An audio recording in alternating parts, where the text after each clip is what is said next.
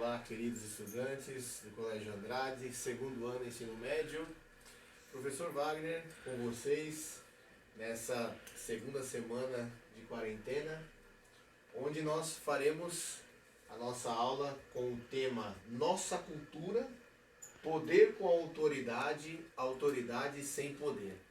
Então, peço para que vocês sintonizem lá a apostila a partir da página 45, que é a página correspondente a essa unidade. Vamos lá então, fazermos juntos esse percurso?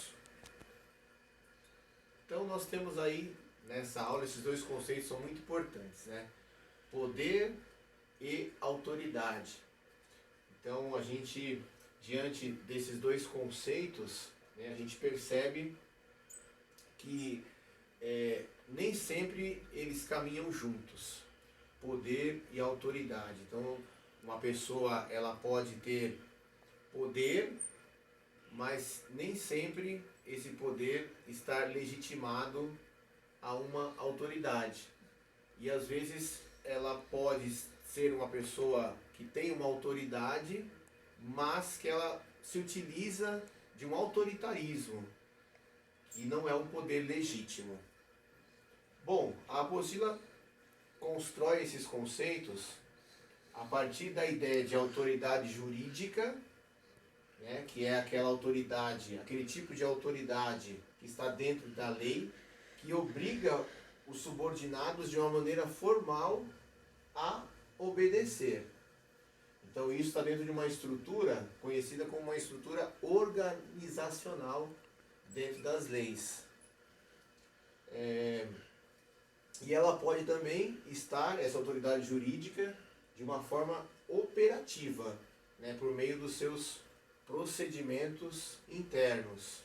Então, outro tipo de autoridade que é trabalhado nessa unidade é a autoridade moral.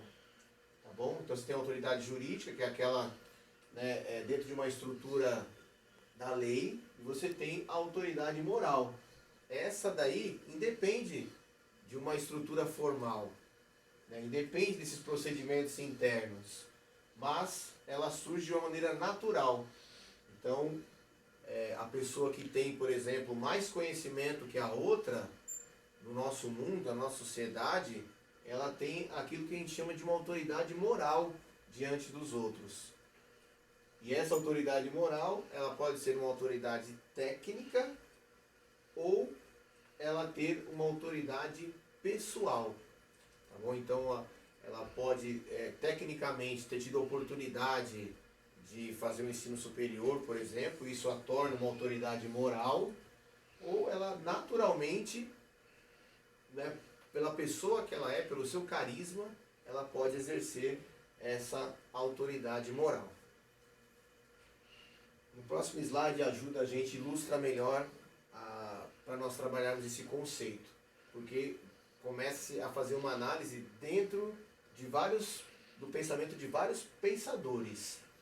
Então, muitas vezes, quando a gente fala de autoridade, nós associamos a figura do político, né? A ideia do parlamentar. O parlamentar é uma autoridade, seja ele um vereador de uma cidade, um prefeito, né? Um governador de um estado, os deputados estaduais, seja ele o presidente, né, os governadores, os deputados federais, os senadores, a gente considera autoridades, mas o conceito de autoridade vai muito além dessa questão do político enquanto um parlamentar. Porque, na verdade, como dizia Aristóteles, né, o homem é um animal político. Então, todo ser humano é político por natureza. Por quê? Porque as relações humanas são relações de poder. Então, dentro de uma família, dentro de casa, é uma relação de poder que está acontecendo. É a política dos pais para com os filhos, dos filhos para com os pais. Como que acontece a política dentro de casa? Como que acontece essa questão de você, de repente, presentear o seu filho porque ele foi bem na escola? Isso é política. Você utilizar aquilo como um incentivo para ele ser melhor. Ou, de repente, você pode estragar o seu filho, o presenteando a todo momento, mesmo que ele não seja uma pessoa que está fazendo o seu papel de filho da melhor maneira. Então isso é política. A política que acontece dentro de casa, a política que acontece na relação entre duas pessoas que se gostam, um namorado, o marido, a esposa. Como que acontece isso, né? As relações de poder dentro de uma comunidade, de uma igreja, na fábrica, né? Nas relações de trabalho, de amizade. Então, todas as relações humanas são relações políticas. Onde dois ou mais estiverem reunidos, aí estará a política no meio deles. Marx, que é um dos fundadores da sociologia, vê o poder como a capacidade de uma classe de realizar seus interesses e seus objetivos. Então, para Karl Marx, por exemplo, os trabalhadores, né, quando unidos, eles podem fazer a revolução. É uma forma de poder. Ele pode exigir que seus direitos sejam respeitados. É um poder. A classe dominante dos patrões, né, dos burgueses, também podem ser organizadas a ponto de conseguirem, com o seu poder, explorar cada vez mais as classes menos abastadas. Ou criar uma relação de menos exploração, de mais dignidade para essa outra classe. Então tudo é uma questão de poder. Hannah Arendt, que é considerada uma filósofa, né, na época do nazismo, ela foi uma filósofa judia, então vale ressaltar, né, valorizar isso, como às vezes na filosofia, na sociologia, é difícil, né, a gente ter o pensamento de uma mulher renomado, um pensamento de destaque, porque muitas vezes até esse machismo predomina dentro de ciências que são tão libertadoras como a filosofia e a sociologia. Então vale a gente valorizar a figura dessa mulher, que foi uma mulher perseguida pelo sistema nazista, né, e que mesmo assim conseguiu fazer valer a sua voz como pensadora, mesmo diante de toda essa opressão. Hannah Arendt vai criar, por exemplo, o conceito de banalidade do mal. Aconteceu a banalização do mal na época do nazismo. Então o poder, ele é o oposto à violência. Violência é a perda de poder e autoridade. Então, interessante isso, né? Como que às vezes a pessoa acha que ser violento é ter poder sobre o outro. Na visão dela é completamente o contrário. É quando você perde o poder que você se torna uma pessoa violenta.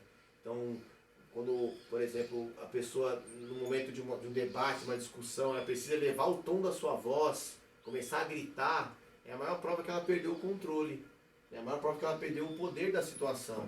Então ela está apelando para uma violência, que é o grito, que é tentar fazer valer a sua voz diante dos outros, não com argumentos. Então isso é importante de levar para a nossa vida, né? Não eleve o tom da sua voz, não grite, melhore os seus argumentos. Então, para Hannah Arendt, o poder é o oposto à violência. Em Maquiavel, a questão do poder está ligada ao governante, que ele escreveu uma obra chamada O Príncipe, né? Onde ele vai dizer que a obrigação do governante é manter o seu poder. Seu poder, e o poder para Maquiavel está ligado a quê?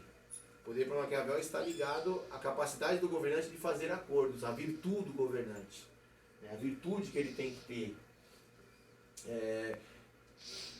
E essa obrigação do governante, muitas vezes, né, que é se manter no poder, ela está ligada à ideia, na visão de Maquiavel, né, de que ele deve tentar governar unindo, né, amor e também governar pelo medo. Então nem sempre é possível conciliar as duas coisas. O que é o mais importante para Maquiavel? O amor ou o medo? Então, se possível, os dois, mas se não, despertar o medo nas pessoas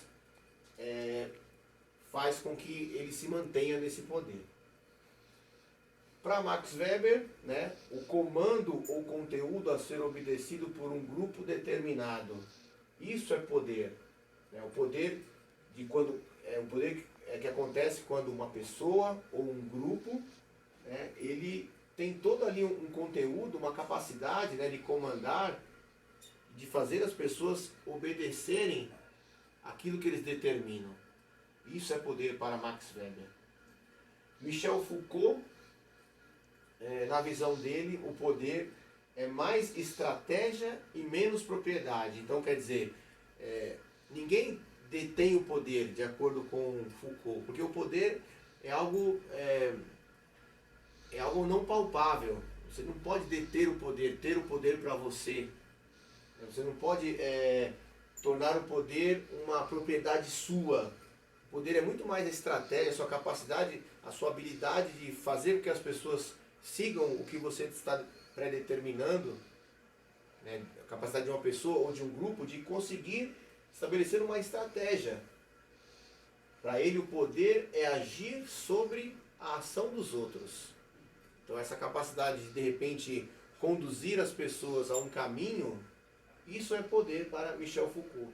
Mas ele nunca é de propriedade de uma pessoa ou de um grupo. Ele é algo que está em disputa a todo instante. Então, ele faz toda essa análise em uma obra chamada Microfísica do Poder. E, de acordo com o dicionário, né, o Aurélio, a autoridade é o poder legítimo de mandar. Tá? Poder legítimo de mandar. Isso que é o poder. Tá bom? Então, se é o poder legítimo, significa que foi concedido por alguém. Concedido por alguém ou algum grupo, foi dada autoridade dentro de uma lei. Então, o que os parlamentares exercem, né, enquanto as suas funções, foram pessoas que votaram para que eles se tornassem autoridade. Então, eles têm o poder legítimo de mandar. Mandar em que sentido? De fazer leis, né, estabelecer decretos. Então, vejam a responsabilidade do voto que as pessoas têm que ter. Porque você concede àquelas pessoas o poder de decidir por você, de mandar em você, inclusive. Então, por isso temos que pensar bem em quais parlamentares estamos votando, né? E não votar por medo, por brincadeira, né? E não votar de uma maneira comprometida, estudando o histórico do candidato, quem é aquela pessoa, que ideias que ela defende. E por fim, tá? Último slide nosso, lição de casa, segundo ano, página 47 e páginas 50 a 53. Então realizem todos esses exercícios, tá bom? Exercícios dissertativos, exercícios de múltipla escolha, objetivos de vestibular, do Enem, tá? Então eu quero que vocês façam. Se tiverem alguma dúvida, mandem e-mail. Vocês têm nossos canais de comunicação, tá bom? Colégio Andrade. E ficamos por aqui, tá bom? Segundo ano. Obrigado pela atenção, forte abraço, até a próxima aula e que em breve nos encontremos, né, faço votos que nos encontremos presencialmente para a gente dar sequência aos conteúdos novos. Beijão, tchau!